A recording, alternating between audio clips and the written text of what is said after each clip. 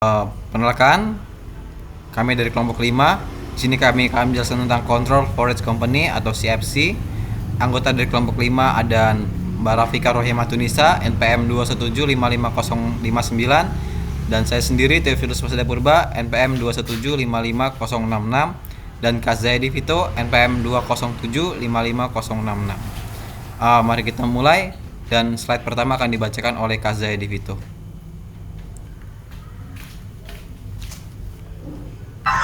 Oke, perkembangan regulasi badan usaha asing atau CFC di Indonesia sebagai bagian dari upaya mengamankan pendapatan negara dari sektor pajak. Perdagangan internasional juga dikenal sebagai perdagangan lintas batas atau frekuensi, dan volume perdagangan telah diperkuat oleh globalisasi. Penghindaran pajak atau pajak yang diperbolehkan merupakan praktik baik yang umum dilakukan oleh perusahaan multinasional dalam melakukan transaksi lintas batas negara dan menjalankan aktivitas serta operasionalnya, sehingga mengakibatkan berbagai upaya penghindaran pajak.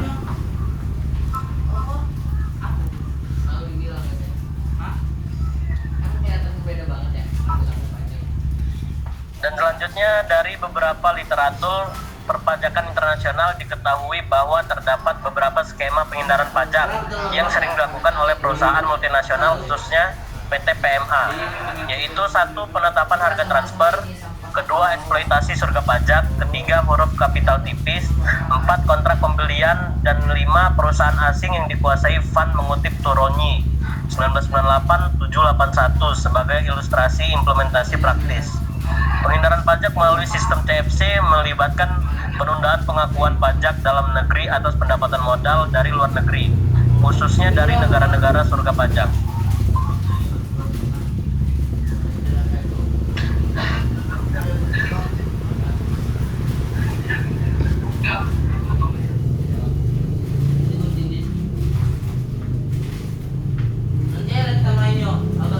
CFC dilakukan dengan mendirikan perusahaan asing yang dikendalikan oleh wajib pajak dalam negeri atau WPDN.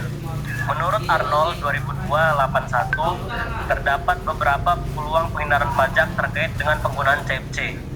Yang pertama, wajib pajak dapat mentransfer pendapatan yang diperoleh di dalam negeri kepada badan usaha yang dikendalikan asing atau foreign control enterprise yang berbasis di negara-negara surga pajak.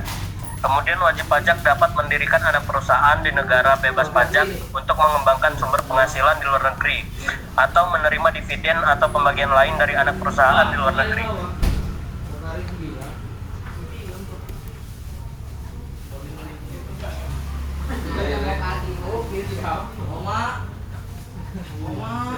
Oke, selanjutnya. Oke, Mbak Rafika, dipersilahkan. Pendapatan yang dikorupsi menurut Rahmanto juga diartikan sebagai pendapatan yang diperoleh CFC yang berlaku ketentuan CFC. Kriteria klasifikasi pendapatan yang diperhitungkan dalam aturan CFC dapat diterapkan dengan menggunakan 2 pendekatan. Yang pertama yaitu pendekatan entitas, juga dikenal sebagai pendekatan semua atau tidak sama sekali. Metode ini berfokus pada CFC sebagai bisnis dan ada beberapa faktor yang menentukan apakah suatu bisnis menerapkan termasuk yurisdiksi dan jenis pendapatan. Jika CFC berlokasi di negara yang tunduk pada aturan CFC, semua pendapatan tunduk pada ketentuan ini kecuali ada pengecualian khusus terhadap aturan CFC. Pertimbangan tersebut antara lain ketentuan pengecualian bagi CFC memperoleh pendapatan dari kegiatan usaha. Apabila suatu perusahaan menjalankan kegiatan usaha, maka pendapatan yang dihasilkannya termasuk pendapatan pasif, tidak tunduk pada peraturan ini. Namun, jika sebaliknya, seluruh pendapatan yang diperoleh akan tunduk pada peraturan CFC. Selain itu, pertimbangan harus diberikan pada tarif pajak luar negeri dan sifat keberadaan perusahaan di negara tersebut.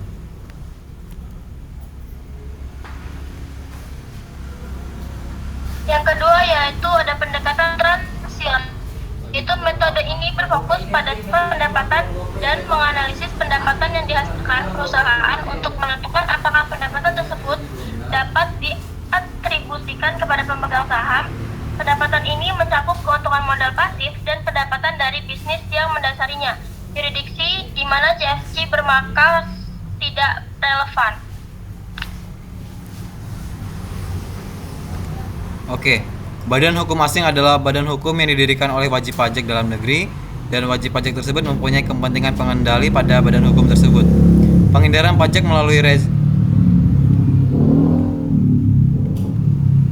Badan hukum asing adalah badan hukum yang didirikan oleh wajib pajak dalam negeri dan wajib pajak tersebut mempunyai kepentingan pengendali pada badan hukum tersebut.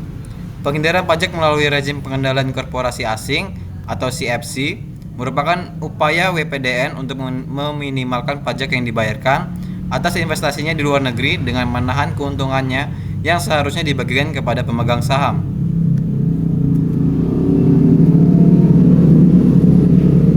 Hubungan istimewa dan kepemilikan mayoritas ini dapat digunakan untuk mengendalikan entitas asing dan mencegah mereka membagikan atau menunda dividen. Jika entitas asing tersebut bermarkas di tax haven atau yurisdiksi dengan pajak rendah, maka upaya di atas akan lebih menguntungkan perusahaan. Mungkin segitu saja yang bisa kami sampaikan pada pertemuan kali ini. Kami dari kelompok 5 mengucapkan terima kasih.